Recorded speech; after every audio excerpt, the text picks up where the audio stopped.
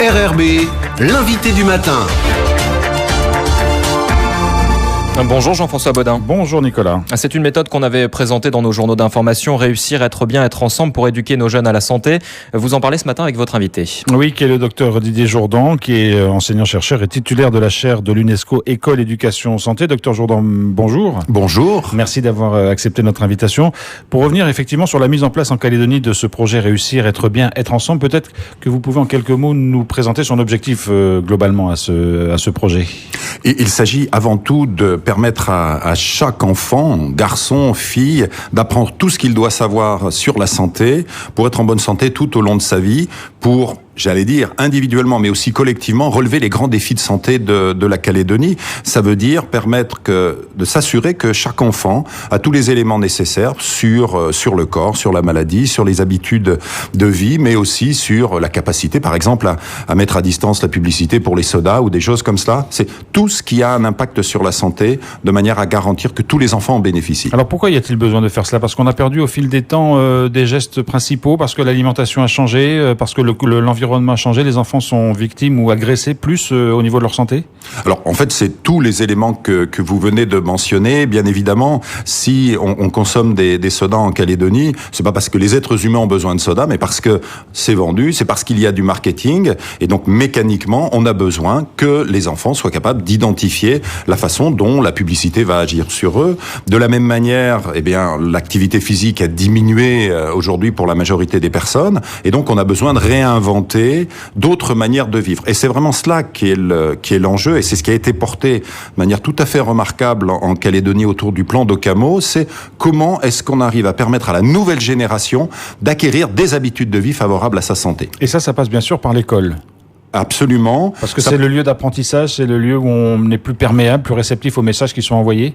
Absolument, vous avez tout à fait raison, et je pense que tous vos auditeurs savent bien que la santé, c'est à la fois des éléments liés à l'environnement, par exemple quand on met une taxe sur le sucre, quand on améliore l'habitat, on améliore la santé, et puis c'est aussi ce que chacune est capable de faire, et c'est par l'éducation, notamment par l'école, qu'on est capable de développer ses compétences. Alors docteur Jourdan, concrètement, comment ce plan se déploie, que ce soit en Calédonie ou ailleurs, parce qu'il est déployé dans un certain nombre de pays, concrètement comment ça se passe, quels sont les enseignants qui ont choisi, quels sont les outils qui sont mis à leur disposition?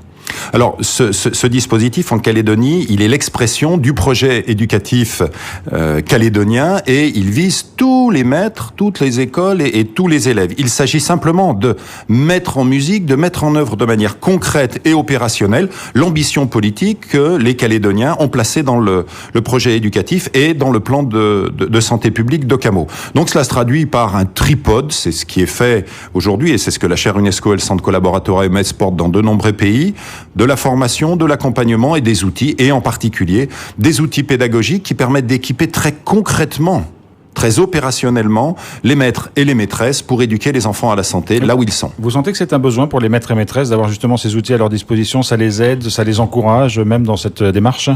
Absolument. Il faut savoir que l'activité du maître, elle est fondée sur ce qu'on attend de lui, mais aussi sur les pratiques habituelles. Et chaque maître va considérer à l'école élémentaire qu'apprendre à lire, ça fait partie de sa mission. Dès lors qu'on parle de santé, surtout dans dans le contexte calédonien, très souvent on associe la santé aux questions médicales. Et donc les maîtres ont besoin d'être accompagnés, de disposer des outils pour travailler sur le volet éducatif de la santé. Et cela correspond à un besoin très très fort, on a pu le voir sur l'ensemble du territoire au cours des 3 dernières semaines. Alors ça nécessite de faire travailler deux mondes qui n'ont pas forcément l'habitude de travailler ensemble, c'est le monde de l'éducation et le monde de la santé, c'est là le défi principal ? Absolument, c'est de réussir à construire une culture commune pour qu'autour de chaque enfant, autour de chaque école, la mobilisation des professionnels de l'éducation et de la santé puisse permettre d'offrir à chaque élève le service éducatif le plus adéquat. Et je dirais, du point de vue de la chaire UNESCO, que c'est une des grandes spécificités du contexte calédonien, c'est-à-dire une capacité à travailler ensemble aux différents échelons, entre les différents secteurs, et très sincèrement, c'est rare rare et précieux. Et du coup, vous sentez que ce plan réussir, être bien, être ensemble, va pouvoir, je vais pas dire décoller parce que c'est un peu fort, mais en tout cas se mettre en place assez rapidement? Ah bien écoutez, il est déjà largement en place puisque nous avons pris le temps sur 2 années de le développer. L'année qui vient de s'écouler, c'est l'expérimentation. C'est dans 40 écoles élémentaires sur les 200 du territoire. Sa généralisation à la rentrée de février se fera, je le pense, de manière tout à fait efficace parce qu'il y a une mobilisation des cadres, il y a une mobilisation des acteurs de la santé et nous avons pu vérifier dans le travail avec les maîtres que ça correspondait à leurs besoins et aux besoins des enfants. La question, c'est toujours l'intérêt de l'enfant et je crois qu'il y a une vraie conscience collective dans ce territoire de l'enjeu pour les enfants du travail d'éducation à la santé. Pour l'instant, ce projet se déploie dans les écoles primaires. Est-ce que il va être étendu aux maternelles, au collège, voire plus? Alors absolument. Les études scientifiques montrent que pour qu'on ait un impact sur la santé des populations et la santé des individus, il faut le faire dans la durée. Donc nous avons commencé par l'école élémentaire, c'est-à-dire du CP jusqu'au CM2. À la rentrée du 17 février va commencer la phase relative à la maternelle, c'est-à-dire qu'on va travailler avec les différentes écoles maternelles du territoire. Une 50aine de maîtresses et de maîtres vont travailler avec nous. Puis ensuite, les 2 années suivantes seront consacrées au collège, de sorte que nous puissions garantir à ce que tous les jeunes Calédoniens et toutes les jeunes Calédoniennes, entre la petite section et la 3e, puissent avoir un programme solide, fondé sur les données scientifiques, mais aussi sur les pratiques d'enseignement local, adaptées en matière d'éducation à la santé. Alors vous parlez de programme, ça veut dire qu'il y a des heures qui vont être dédiées à ces enseignements-là ou ce sera un peu plus diffusé dans l'ensemble des enseignements?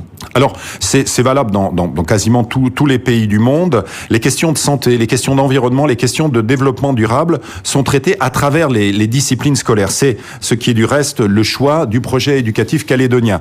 Chacun se doute bien que lorsqu'on va travailler dans le domaine des sciences sur les problématiques alimentaires, on construit des compétences. Lorsqu'on va travailler dans le domaine de l'apprentissage du langage, sur la capacité à exprimer ses émotions, à régler ses conflits autrement que par la violence, on contribue à développer des compétences. Donc c'est bien à travers les programmes scolaires tels qu'ils sont aujourd'hui que ce parcours en matière, je dirais, de santé, qui prend part finalement à ce qu'est la formation des citoyens calédoniens, eh bien, va pouvoir s'exprimer de manière là aussi très concrète. Alors, docteur Jourdan, comment on fait pour évaluer ce type de démarche? Parce que j'imagine qu'il faut montrer les résultats qu'elle produit. Ça se fait sur du long terme. Est-ce que vous avez aussi des outils d'évaluation et de l'antériorité dans certains pays? Alors oui, bien sûr, on a de l'antériorité dans certains pays et l'évaluation, si vous voulez, c'est toujours 2 choses. Il y a un volet scientifique et ça va nous prendre 3 à 4 ans pour vraiment étudier en détail, mais il y a aussi un volet politique. Et la règle, c'est quand on travaille avec des gens qui nous donnent de leur temps, on doit leur rendre.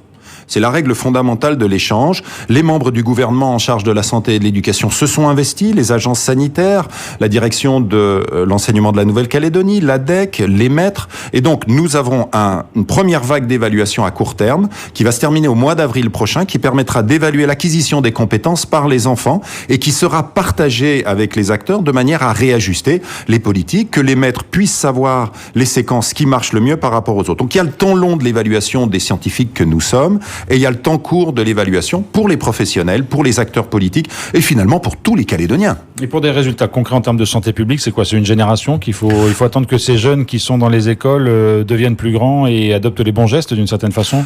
Alors c'est un peu plus court que cela parce que une grande partie des conduites à risque et vous êtes bien placé en Calédonie pour le savoir vont émerger au moment de l'adolescence. Et donc la première grande évaluation, ça va se situer lorsque ces enfants qui sont aujourd'hui à l'école élémentaire vont arriver à l'adolescence et dans la façon dont les conduites à risque pourront être modifiées. On espère aussi un impact significatif sur le rhumatisme articulaire aigu qui est une grande question calédonienne là aussi à plus court terme. Donc une première vague d'évaluation à relativement court terme, d'ici une douzaine d'années, et puis après, bien évidemment, une génération. Mais vous savez, c'est toujours la même chose. Si on commence jamais, on n'a jamais d'impact à long terme. Alors, la chaire École, Éducation, Santé va suivre la mise en place de ce programme en Calédonie. Ça veut dire que vous-même, vous allez revenir régulièrement pour voir comment il est mis en œuvre, comment il est intégré au fur et à mesure des années? Oui, absolument. Le programme Réussir, Être Bien, Être Ensemble, c'est un partenariat entre le gouvernement de la Calédonie et la chaire UNESCO. J'ai 8 personnes de mon équipe qui qui contribuent au travail. Donc c'est pas nécessairement moi qui viens, mais la chaire UNESCO est présente sur la durée. On s'est engagé sur 8 ans de travail avec la Calédonie, d'accompagnement de la mise en œuvre politique, de son évaluation, de la mise en œuvre des formations. Et je voudrais dire que nous faisons ça aussi parce que nous y avons un intérêt. C'est que nous avons extrêmement peu de territoires dans les pays dans lesquels intervient la chaire, pour lesquels nous soyons en capacité à la fois de mettre en œuvre, du fait de la volonté politique, un dispositif, et aussi d'avoir des acteurs qui nous permettent, nous, d'évaluer et d'être en situation, je dirais, de produire des données. Et ensuite, la chaire, son rôle, c'est de permettre de les partager avec d'autres espaces. Donc, j'allais dire, il faut bien avoir en tête que il y a un apport de la chaire, mais la chaire y gagne. Et je pense que la Calédonie a beaucoup à dire à ses voisins et au reste du monde, parce qu'il y a des pratiques ici qui sont uniques et extrêmement intéressantes. Docteur Didier Jourdan, merci beaucoup d'avoir été avec nous. Merci à vous.